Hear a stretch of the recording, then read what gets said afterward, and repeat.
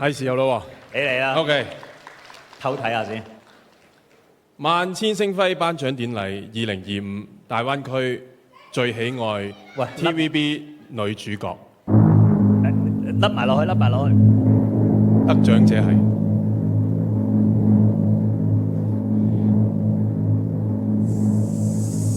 佘詩曼新聞女王。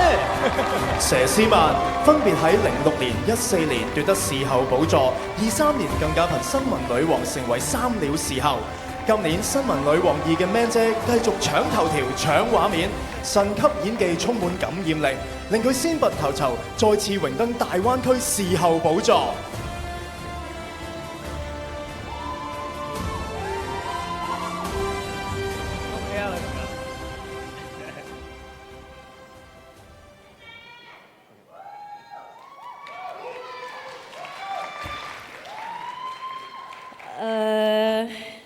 真係冇諗過可以咁快有機會再企喺呢個頒獎台上面。我衷心多謝支持我同埋支持新聞女王嘅每一個你，同埋我嘅 fans， 因為冇你哋嘅支持，根本唔會有新聞2嘅誕生，亦都唔會再俾我機會可以重遇 Man 姐呢個咁可愛嘅人物角色。多謝你哋。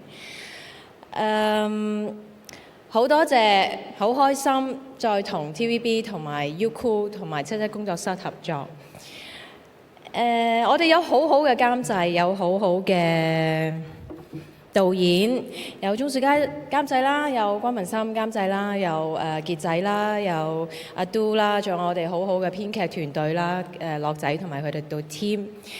冇你哋寫到咁好嘅故仔，其實全部我哋都分開晒嘅幾個角色，你哋可以將佢完美地整合翻一齊，仲寫咗個咁精彩嘅故事。多謝你哋，你哋好勁。其實我覺得你哋應該有個獎送俾你哋。